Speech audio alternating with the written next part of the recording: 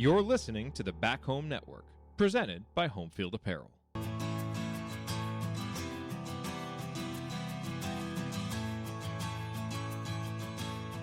Right up Meridian, baby.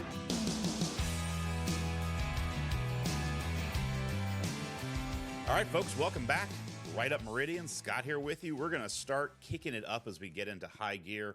Couple games left. The Pacers won last night against the Raptors. Kept it close in the first half. But excited to talk about that and where we're going for the playoffs. Zion Brown. He's been a while since he's been on. He's been busy. Everybody wants to talk to him. Zion, man, how you doing? I'm good. How's it going, Scott? Doing great. So since we last talked, Pacers made the play-in tournament. They went to the finals. Haliburton got hurt.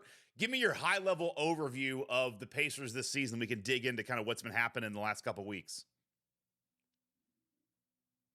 Yeah, I think the way I see this Pacers season is it has been a success. You know, at the very least, with this team, you wanted them to be in the play-in, which they have clinched the spot in now. They just need one more win to actually be solidified in the playoffs, right. Which is something that, you know, I think a lot of Pacers fans maybe didn't expect. You know, I think when we talked back in whatever that was, July or August, we were like, they'll probably be right on that line there, and they have been one of the better teams in the East. So I think as a whole, it's been a success. And obviously the pre-injury Tyrese Haliburton that we saw before that is better than I think even you and I expected going into the season. I think we both thought he would be an all-star again.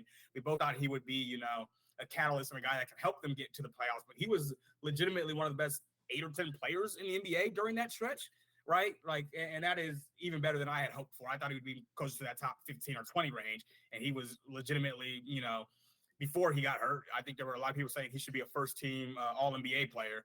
I know that's not positional anymore, so I don't know if he would have actually got that anyway, if he was a top 5 player in the league. But that was really encouraging. And then the fact that this team made the move in either January or early February to go get Pascal Siakam really showed that they understand the magnitude of, hey, we have a great player. We've had great players before that left because their second best player or their supporting cast just wasn't good enough to win a championship. And so they went out and got another all-star level player next to Haliburton. And I think from a fan perspective, that's something that, you know, the fan base can really gather behind and get really excited about, that they made the move. You know, they didn't wait for free agency and just say, oh, no one wants to come to Indiana. They went out and made the trade themselves to get another great player here in Indiana. Yeah, the thing with Haliburton, I'll start there. I agree. He was phenomenal up until the injury. The thing that's funny is him coming back from the injury. You know, it's kind of had this moment where, you know, two things converged at once, and it's hard to kind of uncouple the two, in that, you know, he kind of was like a meteor. He hit really high, and then defenses started to adjust, and he became, first team all-star. And it's like, all right, he's going to get different pressure. That coincided right with the injury. And so as he struggled to get back, I believe that a lot of it and most of it is just injury related, and we'll see him back to form next year. But there is a small part in the back of your head where you're like, damn, I hope this isn't like other teams have figured him out, because people are playing him way differently now than they did beginning of the year. And you saw his numbers struggle. The nice thing is the last couple, 2 or 3 weeks, you've seen him kind of slowly get back into better form. His shooting's getting back. And so I think it's, again, more injury. But there was that moment there where, I think it was tough it was like, man, I really hope it isn't that he got figured out and it's not an injury thing. Right. But it was hard to decouple the two. Right. And I do think it's a mainly an injury thing. Yeah. I was at the Thunder game last Friday, and we had some pretty good seats. And it was the first half. We were by the basket. We were on the sideline behind the Pacers bench, basically, the basket they were shooting at. And there was a play where, like, at the beginning of this year, I was like, oh, my goodness, he is so much better as a driver. Like, and yeah. I don't remember the exact numbers, but, like, the numbers showed, like, he was basically the second best driver in the league behind Shai Gilgeous-Alexander, who is an MVP candidate right now.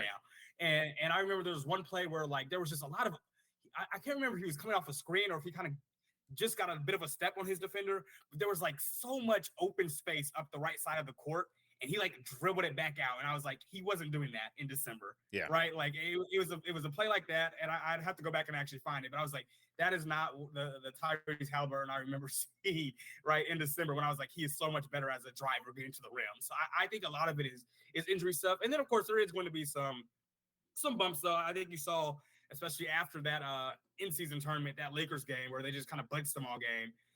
You see some of that now more where you're just like, okay, he has to figure out these different ways to be effective, maybe get a little bit better off the ball. But I do think it's mainly the injury that's hindering him down the stretch here. Oh, I agree. And it's also like the other things involved for someone just, on the outside being like, oh man, it's just, he hit the wall. It's like, well, there's that, like the injury, but it's also, he added a new piece in Pascal Siakam, which is going to take some time to add in because Siakam plays a different way. And Siakam was the alpha on his team, and they've got to figure that out.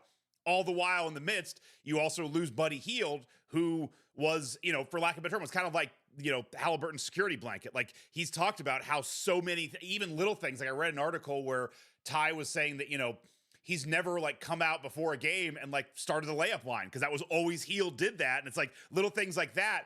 And I do think that stuff matters. And that, the way that Hield played with Haliburton was always kind of the guy who understood how to go screen and how to screen and always be in the spot he wanted. And so for Ty to lose that while being injured, while having the pressure step up, while adding in Siakam, it's like, that's a ton of stuff to deal with in the middle of the year. I'm like you, I feel like we're going to see in a way, kind of like almost a bubble of, growth beginning of next year. Cause then once you get an off season, once you get some time off, and the fact that, the All-Star game, he's not only a starter, it's like, he's the mayor of Indianapolis. Like he hasn't had a break. And I mean, he also played the FIBA in the summer. It's like he's going full strength this entire time. So anyway, I'm not as concerned about that, but it was a moment, middle of the year where you're like, man, that's rough. You mentioned the Siakam thing, or the Siakam addition. I'm like you. I think that was a great addition. Early on, there's still a part of me where it's like I was kind of nervous about, is Siakam really going to provide us what we want to provide? But I will say, when you look at like, I'm going to pull up the stats here for the last 10 games. Siakam is the leading scorer, averaging 22.5 points a game. It feels like Siakam has figured out how to play his kind of one-on-one style in the free-flowing offense of the Pacers the last couple of weeks. Absolutely. I agree. Like you said, I think the first few weeks was a little awkward and clunky for a second there, but now now they know, like, okay, when he gets those mismatches, he's so good. I mean, better than I had remembered, honestly, from watching him in Toronto, like the mismatches in the post. When you have a guy that's 6'6" or smaller against Siakam, he just punishes them, which is something that, occasionally Miles Turner does, but not as frequently as Siakam does. And that's always a good thing to have. And so watching him operate through the post and watching him just be able to maneuver off the ball, I have really enjoyed the Siakam experience on offense. On defense, I expected him to have a little bit more of a defensive impact than he's had. Like, I think he's been fine, but like he hasn't been. I know this is a guy that's made all defensive teams, and he has certainly not been at that level since joining the Pacers. So I do think it's gone well. All signs are pointing toward it. I mean, just watching him play, all signs point toward him re-signing this offseason. Yeah. And so they'll develop that chemistry, and maybe, next year we're looking at this team as a top 3 team in the East if everything goes right. No, I mean, they could be. That's the funny and frustrating part of this season is if they could have just won a couple of those games against the Bulls or the Nets, like if they could just pick up a couple of wins against the worst teams in the league, they'd easily have the 3 seed locked up. Not sure it matters because they're probably going to play the same person. It's just a difference of a 7th game where it's at home, but it's like they could have been the 3 seed very easily. But that's also like a young team that's learning its footing with an injury to its star. Like that, it's all very understandable why they aren't able to do that. Like that's the difference between good teams and bad teams is, young teams learning are the ones that aren't able to close out games against the Nets and the Bulls. Right. Yeah. And I know those games are just mind-boggling at times. You mentioned the Bulls, that one game where they decided not to foul, and I was there for that game. That was you play that last 5 seconds 100 times. Like there's only one time the Bulls win that game. It was banana. And like Toppin has it, but he knocks it out of bounds. It's just it's a wild series of events. Yeah. Yeah. So you have that game. You have the Nets game where it felt like the game was like literally wrapped up, right? And that was last week. And then like basically, I think it was either Turner or Siakam like had the rebound. It slips out of their hands. Mikal Bridges makes a 3 in the corner to tie it, and then the Nets end up winning. Just like all these things that, some of it's bad luck, but some of it was just like focus in those just very last moments of these close games, just like gaining that focus and being able to get through it. So that's something that definitely going into next year and maybe going into playoffs, depending on who they match up with in this first round, that I think you're looking for and seeing if they can get over those roadblocks. Last thing, looking back before we look forward, the Siakam thing, the way that I look at it is, I think we're going to see a better fit next year when you get an offseason, when you get a chance to kind of put him in fully into the offense. And while he's not like an absolute perfect fit, the thing that I would tell any Pacers fan is, you have to pick kind of what's available. And this idea of like, well, we're going to get the absolute perfect fit and the perfect contract and all that, it's like not going to happen. And what I love the Pacers did is they kind of went out and got somebody when other people weren't shopping. And what I mean by that is like, you could have been like, all right, we're not going to trade anything. We're going to go for Siakam in the offseason. But it's like in the offseason, now you've got to compete with the Thunder who have 27 first round picks. You got to compete with the Rockets who have a bunch of picks. Like you could have all these other teams that it's like, there's like, we'll throw in 2 more picks. And like, they can just always over the top you. It's like, you have to understand who you're going to compete with. And that's what I think is where the Pacers are smart, is they have Siakam pretty well locked up. It does feel like there's a connection there to make that signing. And,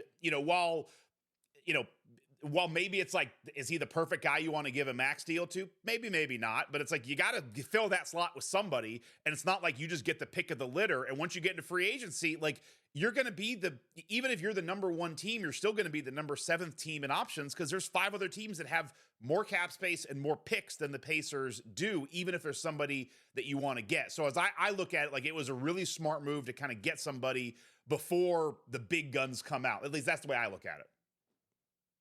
Yeah, and just on that note about, is he like a max player? Like, we maybe not with max contracts, but I know, Scott, you and I have seen the Pacers give big contracts to much worse players than Pascal Siakam, right, in free agency, just out of desperation. So, like, I have no issue with whatever contract he'll probably get and deserve this offseason. Well, and the thing is that the contracts that really kill you, I mean, again, this has nothing to do with the player. It's all about like the contract that hurts the team. It's honestly, it's like you look at the Raptors. There's 2 guys you could have gotten. Like you can get Siakam or you can get OG Anunoby this year. The Siakam contract, he's making $37 million this year. He'll probably be in the, $40 million range. And if they give him 4 years, it'll be like, 4 years, 160, or 5 years, 180, 200, something like that. That's kind of what I'm expecting. The thing with Siakam is, the history shows he's unbelievably durable. Like he plays 75 games a year. He's going to score 22.5 points a game. Like, is it the high level elite all NBA that maybe you want? I don't know. But the contracts that kill you are what the Knicks are going to be looking at this offseason, where it's like, we got to give OG Anunoby that same amount of money, and the dude can't play 70 games a year. Now you hope that changes, but it's like, those are the ones that are just debilitating. Like look at the Hornets the Hornets right now. It's like they got LaMelo Ball at $200 million a year. He's playing like 20 games a year. Like those are the ones that absolutely kill you. So to me, the silver lining of it all, and again, I'm not knocking Siakam, but it's like, if he's not at the highest level that you want, he's a guy who's going to fill a spot and play a lot of games and still give you really high production. And so I don't think that's going to be a contract killer. Right. I completely agree with all of that. Like, I don't see that as something that just hurts your franchise so much. Like, I think it'll be a fine move, and you keep 2 all-star level players on your team, which is what you want. Yeah. The last 10 games, playing around with the stats, our 4th leading scorer, Miles Turner, Haliburton, and Siakam have been kind of the top 3 scorers all year. Obi Toppin has been up there for Obi. I go through this all the time. I'm curious if he had a great game last night, just dunk it all over the place. To me, Obi Toppin feels like the perfect player to play with Tyrese. It feels like he's the quickest one to get in Carlisle's doghouse. Like he does so many good things on the court. I love when he's on the court, but yet he'll make bonehead defensive assignment mistakes. And then it's like the minute he does that, Carlisle's on him, and it's like, give him a shot. Like I don't get why Obi is so quick to get pulled to the bench. Yeah, I've enjoyed Obi this year. Like you said, though, there are those moments where you're like, what are you doing on defense? But yeah, I think like he's the type of player that he can have a game that swings a playoff series, right? Like if he makes 4 threes and has 3 or 4 dunks, and all of a sudden you're looking at 18 or 20 point night for Obi Toppin, and that game ties the series at 2-2 or gets you a 3-1 lead in the series, and all of a sudden you're like, well, shoot, we'll take it, right? I think he's the type of player that can do that if you give him that leeway. So I'm interested to see what that looks like going forward. He has gone all the way like up and down the rotation, like you said, like from being a starter at the beginning of the year to going to the bench even before Siakam before the trade for Siakam, and then kind of going through different spots on that lineup through the bench. It's been interesting to see, but I've really enjoyed it. The fact that he shot 40% from three this year has been great. And if he can shoot at that rate again in a playoff series, who knows? The other person I wanted to highlight at this point was the fourth leading scorer in the last 10 games. Our fourth leading scorer is TJ McConnell, who has just turned it on. And if you've been watching the Pacers for the last 2 or 3 years, like TJ is just phenomenal to watch. Like the energy he puts out there, like I firmly believe he is like Ben Shepherd is tapping into his energy, because Ben Shepherd feels like McConnell 2.0, like the way that he plays. But McConnell has just been awesome. And during the stretch where Haliburton has struggled and is slowly coming back, if you're watching the Pacers closely, the games that we're winning, it's because our second unit with McConnell comes in, and they're the ones who either get the lead and stretch it, or they bring the game back together. And you're still seeing it. Like our second unit, to me, is the real hidden gem with this team. Like there's a lot of things. The offense puts a lot of pressures on teams. You know, their 3-point shooting is good. Haliburton is there. But to me, it really is TJ McConnell leading that second unit. And you're even seeing now, like down the stretch against the Raptors, McConnell was in the closing lineup. Like they do some, you know, Carlisle will pull out Nembhard and play McConnell and TJ together and kind of go double point guard for a while. It's relatively effective, but you know, if he keeps this, it's probably not enough. And again, the Pacers always seem to be part of the reason I want to do this podcast is like nobody talks about the Pacers in depth nationally, which is a bummer because like TJ McConnell has a real case for maybe 6th man of the year. Like with what his numbers maybe aren't there, but with the way that he has led the team, and I haven't deep dived into the stats, but that second unit is just killing every team. It really is. He's so much fun to watch, and I'm so happy we didn't trade him, because there was talk middle of the year. It's like, get rid of Heel. Like TJ's, you know, he's valuable. Give him to somebody else and get some picks back. It's like, no, man, he's awesome, and I do think the way that he runs like in that locker room, I think he is a huge reason why the Pacers seem like such a fun, energetic group to play with. So that's my TJ McConnell love. No, I am with you all the way. I remember the first month of the season, like he wasn't really much all the way in the rotation. Right. And when he did get in the game, it was like, you know, there was moments where it was like, it wasn't great.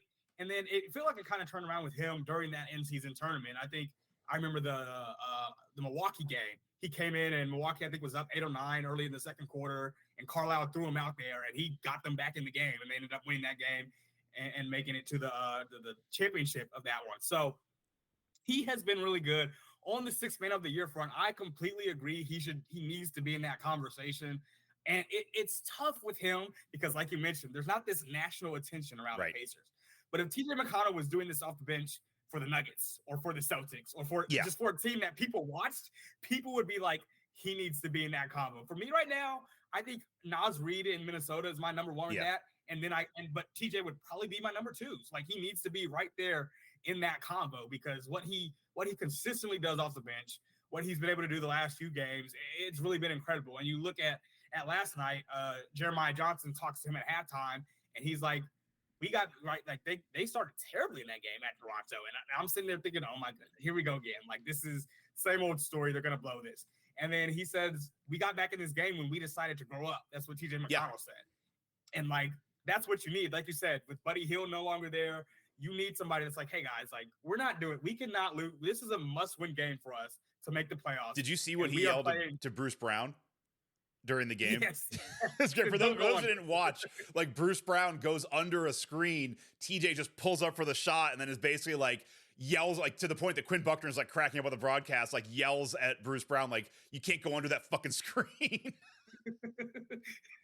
That was hilarious. You could tell. I think I heard somebody on the bench yell when Jordan Nwora missed a free throw. They were like, he's still with us. Like, I think there's still that like playfulness with those with those 2 or 3 guys that they traded to Toronto that they still have. Yeah. And so, yeah. But the thing with TJ that's also awesome is, the thing that makes the Pacers special is the pace that they play at and when they push the ball. And obviously Haliburton does it. But if you're at the games or you're just watching the games closely, since the injury, TJ plays faster than Haliburton does. Like it's so nice that you have a backup point guard who can keep the same pace. So the entire team is always kind of in this move, but it's amazing. Like most of the time, TJ's bringing the ball up faster and he's getting it into an attacking position even faster than Haliburton. And I think that's also a key to the Pacers is very few guards can play at the pace Haliburton does. It's pretty special that we have a backup who plays at the same pace, if not a little bit faster, so that you don't kind of have to have a second unit that plays a different style so that you can have a guy like Obi Toppin kind of fluidly go from the second team to the first team back and forth.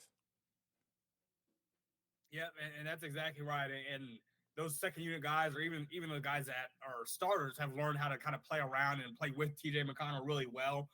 And he's done a really good job of just both getting to the rim, putting that pressure on the rim, drawing defenders, facilitating. Like it has been a joy to watch him this year, especially down this last stretch of the season. So as we stand looking at the playoffs, the Pacers have 2 more games. They are at Cleveland on Thursday and then home to Atlanta on Sunday. I mean, with this team, I don't know. I mean, they could win. They could win both of them. They probably should. The Cavs are on free fall, but this is also a team that just has a hard time. Although I talked about this the other day with Tony on the pod.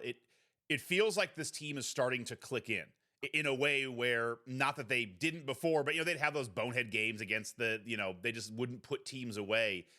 It feels like you're starting to see this team change a little bit, because that Raptors game last night, they were kind of toying around in the third quarter. They're just like, all right, we're done. We're putting this away. And they put away the Raptors, and it wasn't a close game. You look at some of their other wins, like the Heat. They tried to put them away, but the Heat are a really good team, but they were able to close that game out. The game with the Thunder, I was at that game.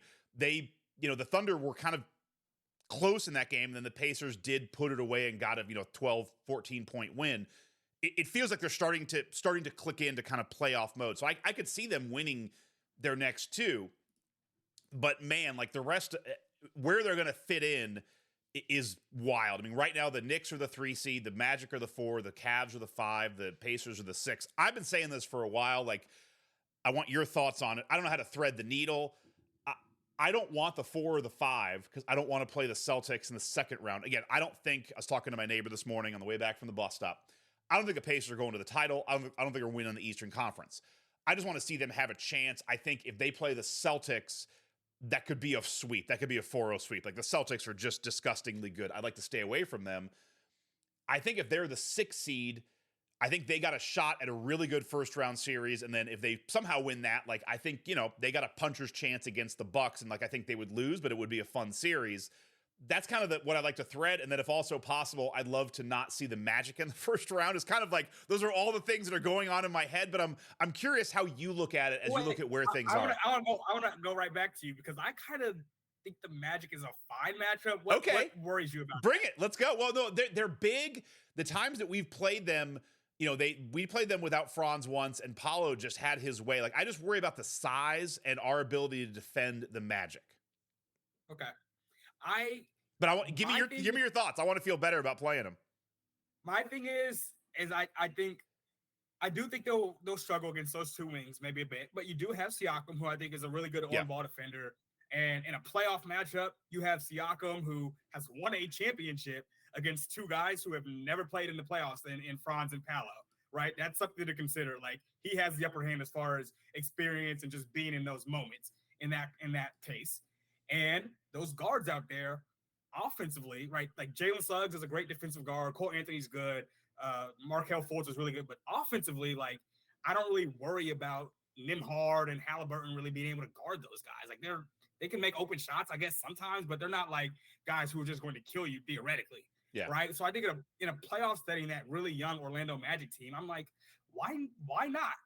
The Knicks, to me, are the team I'm like, I really don't want to see the Pacers play. Okay. Because of you just mentioned the size with the Magic. The Knicks have that size, and when the Pacers have played the Knicks this year, they split. I don't know what the series is, But when they played them this year, I feel like in all of those games, the Knicks have destroyed the Pacers on the boards. And I'm just like, I'm watching it when they put in those like two big lineups with Precious Achua and Isaiah Hartenstein. And it's like the Pacers cannot grab a freaking rebound to save their life right now. And of course, Jalen Brunson is a star in himself. So I think I would rather see, I think probably the Cavs, because of how much they're free falling, is the ideal matchup. But after that, I think I'd rather see the Magic than the Knicks.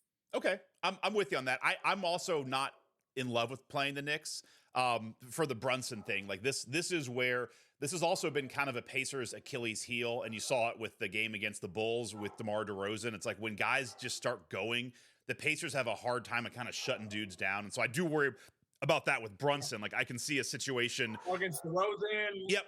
We saw it against Anthony Edwards. Brunson has done it in one of those games this year. Like we've seen it.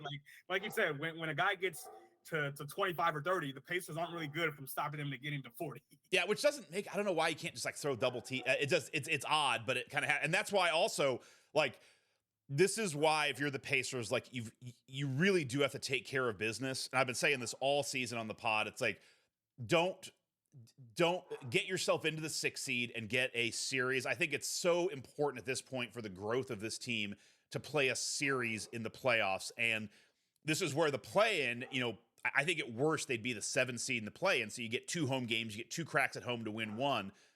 But it's like, dude, the teams that are in the play-in, they scare me in a 1-game scenario. I think we'd beat any of them in a series, but it's like, dude, the Heat could take you down in 1 game, no question. The Sixers with Embiid, they could take you down in 1 game. Like we just mentioned the Bulls, like DeRozan just gets hot. We can't stop him. Like that scares the hell out of me. And the Hawks are the same way. The Hawks can put up 150 on, like, who knows what mindset Trey is in. So to me, it's like the Pacers have to stay out of the play-in. That's the worst case scenario is if this season ends with us booting out in the play-in. To me, that actually becomes kind of a disappointing end to really the only chance of a disappointing end to the season. If you get the 6th seed, even if you lose like 4-2 in a series or 4-1, but you play a couple tough games, I think it's like, that's great. That's fantastic. You got your teeth, you got your feet wet. Now you come back in the offseason, like you said, you shoot for a 3 seed or something. But the Pacers have that in their own hands. All they got to do is win 2 games and they're going to be probably locked into the 6th. They could move up to the 5-4. But like I said, at this point, they just need 1. They just need win one of these 2 and they'll be locked into at least the 6th. Okay. That's what I saw. All right. I mean, yeah, it confuses me. They're so close together, all those teams. But I think they just got to go in one of these last 2. Yeah, and I think you would probably agree. Like this, out of the play-in is you don't want to be there. Yeah, I definitely agree. Like you said, like playing those Miami and Philly teams that have all the experience in the world, and then Trey's coming back. I think I just saw today or tomorrow, whenever the Hawks play next. And so you don't want to just have to play one of those teams in that play. And I agree. Yeah, I would also say, like, again, staying in that 6th spot. It's like, depending on who you play, because the thing is, like, the 3 seed is only a game better than you, a game or 2 better. So it's not like there's this gulf. There's a gulf between the 1 and 2 in my mind. To me, it's like the Pacers, give them 2 more wins, they could be the 3 seed. Like, the difference between them and the Knicks or the Magic, it's like it's not that big of a difference. So it wouldn't be a huge upset. But if you're playing the Bucks in round 2, Giannis hurt his ACL yesterday. It looks like it's not a tear, but who knows? I mean, with Giannis, he'll probably come back at full strength today. Like the guy's bionic. But you remember like when he got hurt? Just a sidebar. Just when he got hurt in that Hawk series a couple years ago, and his knee like extended, and I was like, oh my goodness, and then he just came back 2 games later. Come back later and then crushes in the finals. Like has some of the best games in the finals, and then there's no like off season. Like it's just like. Yeah, the dude like hyperextended his knee backwards. Is like, we're good. Like we'll just play in the finals and keep going. The guy's insane. But if somehow he's a little bit off, this is a Bucks team that the Pacers are 4-1 against this year. Like I wouldn't pick them to win a series, but if I'm the Bucks, I sure as hell don't want to see the Pacers and have Giannis at like 50% strength. Like that would not, if I'm a Bucks fan, I'm not comfortable with that matchup. Yeah, for the Bucks, I think in like the 2nd round or even the 1st, because I guess they could still end up playing. That might be a tough series. If they have to play Philly in the 1st round, I'm not sure if the Bucks get out of that series, depending on where Giannis is at, right? Like that's a tough series for them. And then I definitely don't think that team, knowing everything that's happened this year, I don't think that team wants to play the Pacers at all in the 2nd round. The Bucks are, I know it's Pacers pod. The Bucks are in a really interesting spot because it's like they lost the 1st round last year, as everybody knows. There's a lot of like you said, the 76. There's a lot of teams in that bottom level they wouldn't want to play. Like if it's the Heat, you do not want to play the Heat again. And by the way, if Jimmy Butler starts getting hot and you're down 2-1, like everyone in Milwaukee's asshole is going to be about this tight. You know, like they're going to be super tight. You know, that's not a good vibe.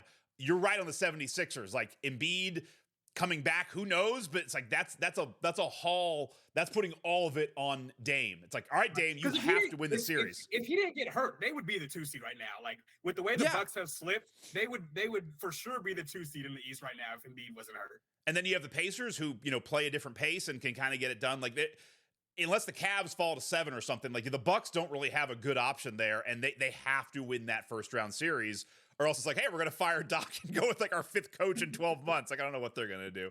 All that said, just high level, I think this is the Celtics East to win, and unless Porzingis gets hurt, I don't think there's really anybody else coming out of the East, and it's in my mind it's silly to make a pick. I mean, they're 14 games up on the second place team. Yeah, it is. I agree. Like they are by far the best team in this conference. This is been a weak year for the conference. Part of it is just personnel. Part of it has been the injuries. Like you look at all these teams, they have dealt with injuries at one point or another to their best 2 or 3 players. And so that's been unfortunate to see, but I just don't really think anybody in the East is close to this Boston team. Now we have seen this team in the past kind of just like lose focus throughout playoff series. And you're like, what are we doing here? Like this shouldn't even be close. But I think this year they're going to probably run through the East, and then they'll have their toughest series versus whoever comes out of the West. So we'll try and get you on again during the playoffs. Where do you think the Pacers are going to land, and who do you think they're going to play in the first round? How do you think they're going to do? I think they will land, let's say, in this 5 spot. Let's say they jump the Cavs. I think we'll see that a Magic Pacers first round series. And in that, once again, I think it goes to 6 or 7, and I think I'd like the Pacers' chances. Now, like you said, it will be unfortunate if that happens and they get swept or losing 5 to Boston in the second round.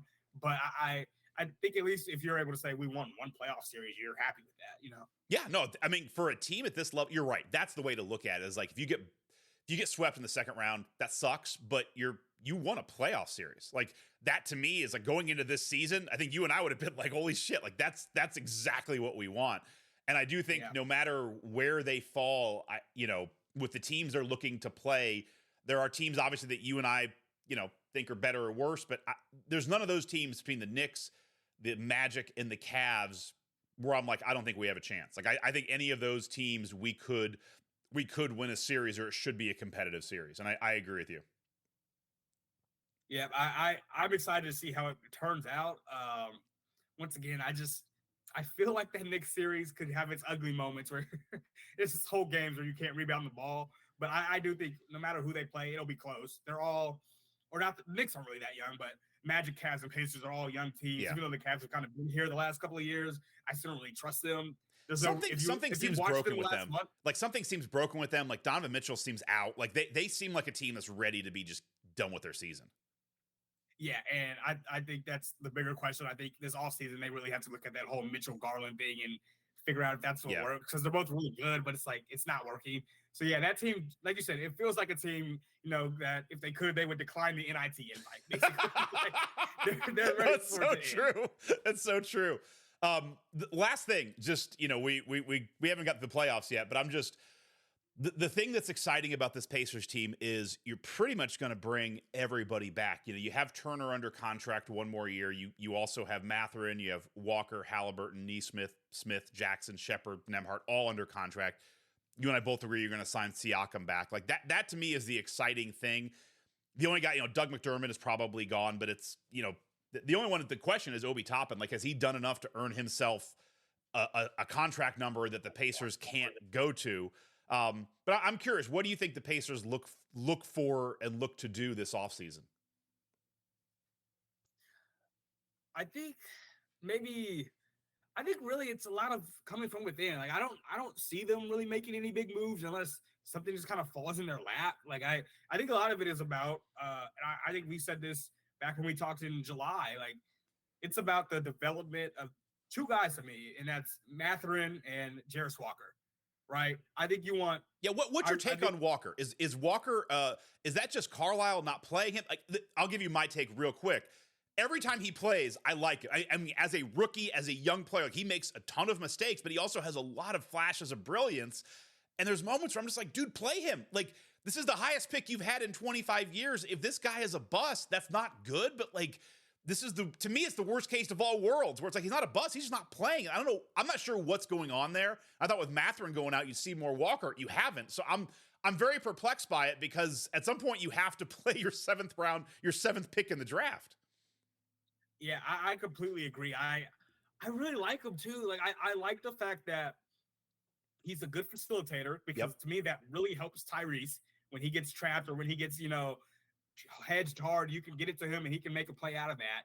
And I do think he should have played more throughout the year, but it is what it is at this point. There's 2 games left, right?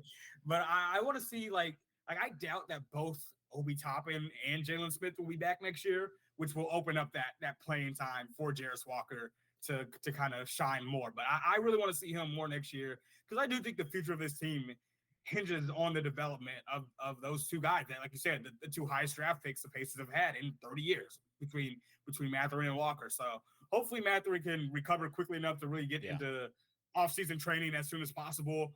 And then hopefully Walker could probably be in Summer League again, if I had to guess, and he takes a jump up to be a really good rotational piece by next year. Yeah. And this is to me where I think the NBA is fun, is it starts, you start having all these questions where it's like, Turner's been on a great deal, but like next year he'll be expiring. He'll be an expiring $20 million deal. And like, that's a good deal. Can you get him at the same price? Cause he plays so well with Haliburton. I'm not sure you can lose him, but it's like, do you look at packaging that and, like you said, that Jalen Smith pick, and then, do you go for another max guy? I don't know. The Paul George thing is interesting. I'm not sure how well it actually fits on this team. And I'm also not sure if you're able to get him.